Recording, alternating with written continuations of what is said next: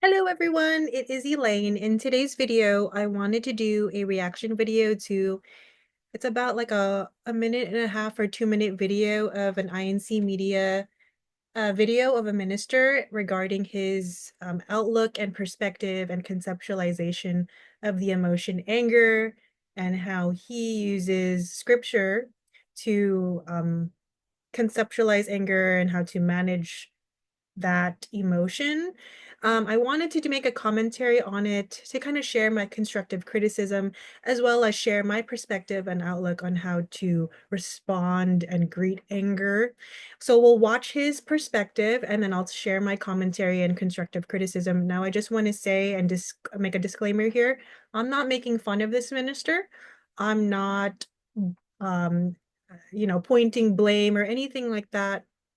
This video is mainly educational, and I do want to say that I have respect for any minister that in any church that wants to help humanity, that wants to better humanity, that has a genuine heart and genuine compassionate stance on how to treat people of all color, of all social status.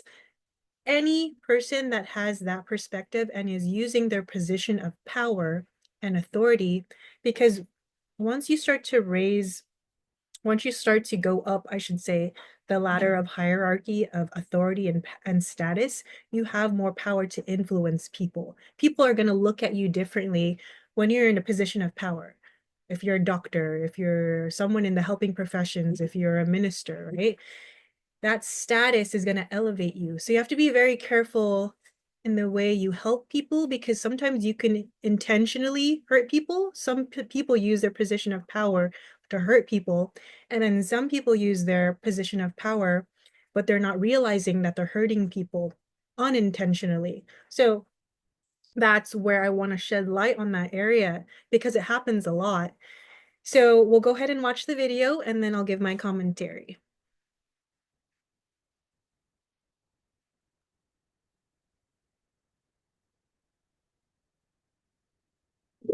Is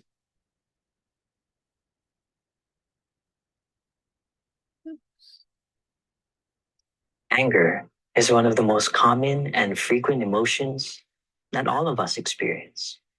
Now, people may express anger in different ways, some with catastrophic results.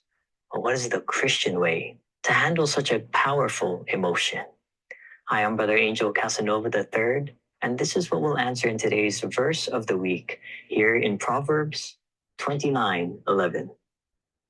A short sighted fool always loses his temper and displays his anger, but a wise man uses self control and holds it back. You see, we should not be short sighted or someone who doesn't consider the consequences of our actions. According to the Bible, a person who always loses their temper and allows anger to take over what they say and do is a short sighted fool. Instead, as true Christians, we should be wise because a wise man uses self control and holds back his anger. Sometimes all it takes to manage our emotions is just a few seconds. When things get heated, pause.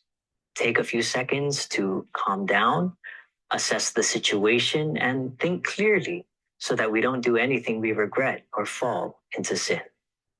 That's our Okay. Um, I have a lot to say regarding, his perspective on anger and his outlook. And he did say that he's conceptualizing anger through a Christian lens. When I think of the Iglesia ni Cristo, it's not mainstream Christianity. So I just want to touch base on that. Within the Iglesia ni Cristo, its structure is fundamentalism. So if we look at this Christianity model here, on the very outer rim of the circle, we see persons who belong to a group that is Christian. And then in the middle circle, we see Christians who believe in an errorless Bible and practice a conservative lifestyle.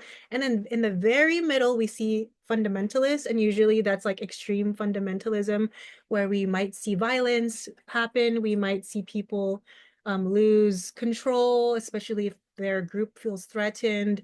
Like, remember in that video that I shared regarding those reporters that wanted to have a conversation with the administration, and then we saw the slashing of the tires? That is where you would see some of this extreme fundamentalism behavior. When you see the slashing of the tires, it can really result into violence. I would say most people in the INC fall in this realm, Christians who believe in an errorless Bible and practice a conservative lifestyle. Um, is there anything inherently wrong with being conservative? Not necessarily, but when you believe in an errorless Bible, you're not leaving any room for question. You're not leaving any room for diversity. You're not leaving any room for people who have diverse experiences. And I will say that a lot of the ministers in the Iglesia ni Cristo are not trained in trauma-informed care practices, and they're not trained in health and human sciences. So that's where there's a lot of error that happens when you preach an errorless Bible and you're not helping people and you're not getting them referred to the necessary services, whether that's mental health therapy services, whether that's psychiatric services, and you're not helping those people in that arena. That's where I take issue with that. So let's go back to what the minister was saying about anger and the way he sees anger. He pulled up a scripture and he compared it to being a fool. I do agree with what he was saying about, that anger is a common emotion that we all experience, and that you shouldn't let anger control yourself to the point where you hurt somebody or use violence or break the law, right? I think that's a universal thing that everybody should follow, regardless of your religion. Um, where I disagree with this minister regarding what he said about anger is I don't like to view anger as something that's bad. I don't like to view anger as a fool, because when you think of the word fool, what does it really mean? It means you're stupid, you're dumb. Some people can take that literally and internalize those messages so that when they experience anger, they're like, "Oh my God, this is bad. Like I'm a fool for feeling this way." You're not a fool for feeling anger.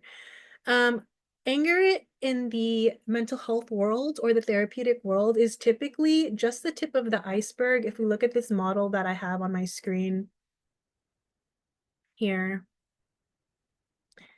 anger can be experienced through many contexts and it can be caused by a lot of things. It says anger may be fueled by different emotions at different times or by a combination of emotions, or sometimes anger is just anger. And typically, when you look at anger, like the way he conceptualized anger as if it's like control it and hold it back. Yeah, control it and hold it back in some contexts, in some situations where you feel like you might hit someone or cause damage to someone or destroy property. Like hold it back, right? Regulate yourself is what he's trying to say. Regulate your emotion. Take a few minutes and calm yourself down, apply some mindfulness, some deep breathing. I agree with that. But it's only the tip of the iceberg. When we continuously shut off anger or look at anger as something that it's bad, you're missing, sometimes you can miss the deeper rooted issues, right? So sometimes anger can be the result of sadness, loneliness, or pain. And if we put things into context, and I give you a concrete example, sometimes what this minister is saying is not going to apply to everybody.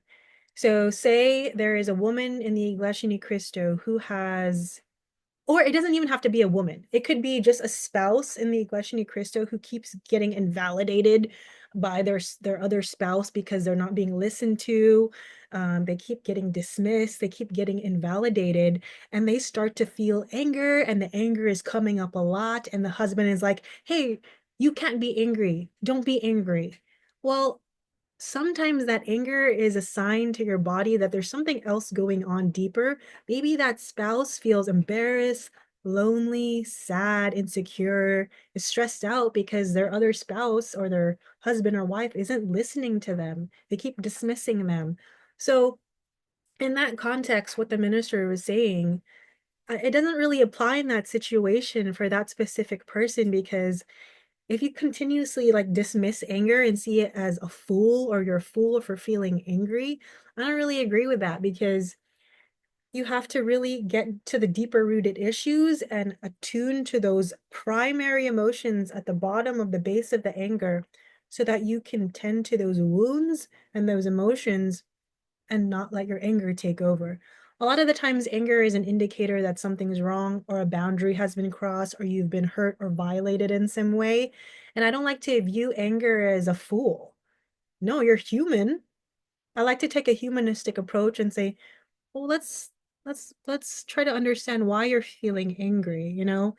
Um, like if you had a friend that came over to your house and they were angry, you wouldn't just shut that door and like, make your friend go away unless they were like trying to physically hurt you or kill you, right? You would open your door and you would say, "Hey, what's wrong? Like, I noticed you're feeling angry." And they say, "Oh my gosh, I just got cut off by someone on the road." And I'm so angry. And you say, "Oh my God, sit down. Like, let me get you a glass of water. Like, we can talk about it." And you tend to their emotions. So when you're feeling angry, treat yourself the way you would treat a friend, Be compassionate to yourself. Um, you're not a bad person, you're not a fool, you're not stupid, you're not dumb for feeling angry. And that's my conceptualization of anger is that typically your body's telling you something and you have to get to the deeper rooted issues of anger. So that's where I kind of disagree with this minister regarding his approach. It's a very narrow frame to look at anger. It doesn't take into account the diverse experiences of people, especially if you have a child and they're growing up in the Iglesia ni Cristo and they have an emotional regulation, dysregulation disorder, or like they have attention deficit hyperactivity disorder, or if there's trauma within the family, most of the time the ministers won't refer those people out to get extra alternative services. What they'll do is they'll pull up the Bible and use the Bible as the only main source of treating or tending to that person. So if you have a man that's in the Iglesia ni Cristo or a woman, typically, most men, I don't want to generalize. I hate generalizing because everyone's different, but if a man is having anger, management problems, it's best to help refer that person out to services in the community, anger management group. I know it can get expensive. Some people don't have insurance, but there are groups out there that can help you.